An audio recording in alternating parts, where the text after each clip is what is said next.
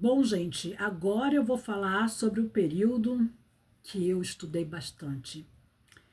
Nos meus 3 livros, em todas as minhas pesquisas, este é o meu recorte temporal de pesquisa.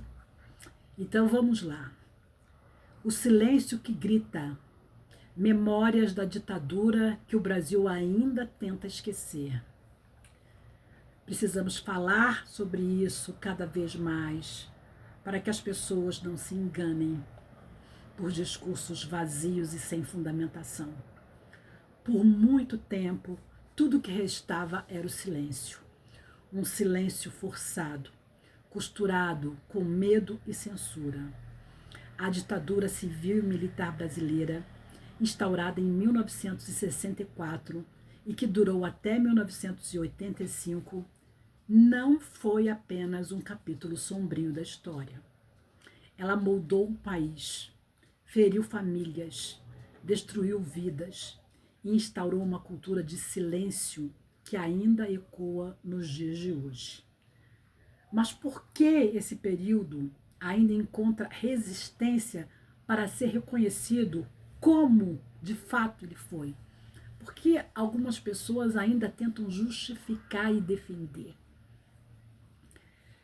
Por que tantos insistem em apagar os traços da violência? A resposta pode estar justamente nesse silêncio construído durante a ditadura civil e militar. Um silêncio construído e usado como método de controle. A minha infância e a parte da minha adolescência eu vivi na ditadura militar. Sim, não se podia falar determinadas coisas, porque alguém podia ouvir, certo? Durante os 21 anos de ditadura militar no Brasil, os militares tomaram o poder com o apoio de setores da sociedade civil e impuseram uma estrutura autoritária que suprimiu liberdades individuais, perseguiu opositores, censurou a imprensa, silenciou artistas, aprisionou estudantes, intelectuais e militantes. A justificativa era combater uma ameaça comunista. Até hoje, o pessoal tem medo desse tal de comunismo, certo? Que ninguém nem sabe o que é, mas fala. A realidade era o medo de como política pública poderia controlar, certo? Era através do medo, pelo medo.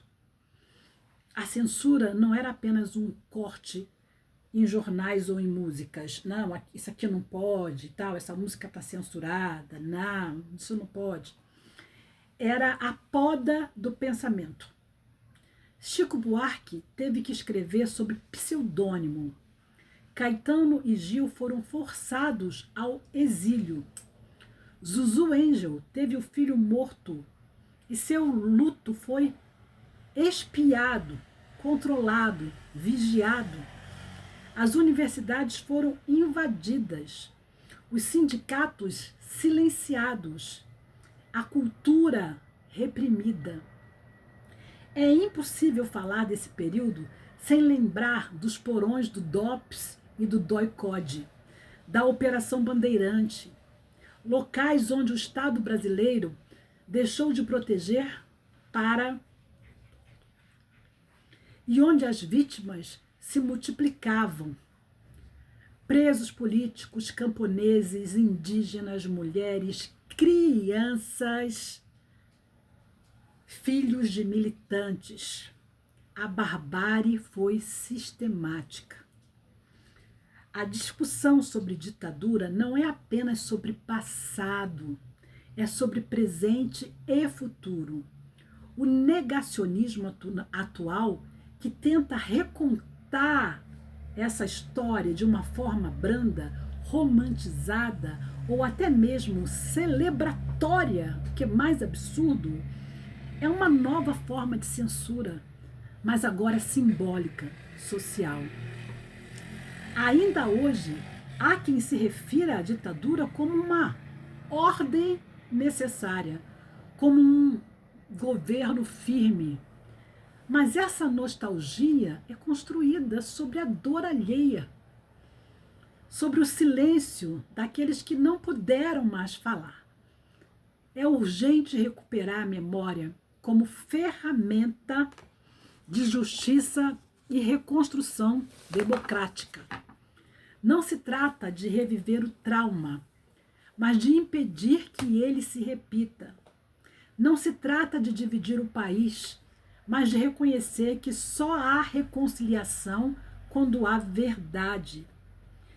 Você conhece alguma história real da repressão vivida por alguém da sua família ou por conhecidos durante a ditadura? Eu conheço algumas pessoas que eu entrevistei e coloquei seus depoimentos neste livro, Vozes da Resistência, Memórias e Lutas Sociais em Nova Iguaçu durante a ditadura militar. E se você conhece uma história de alguém que viveu e sofreu na ditadura militar brasileira, deixa nos comentários. Obrigada.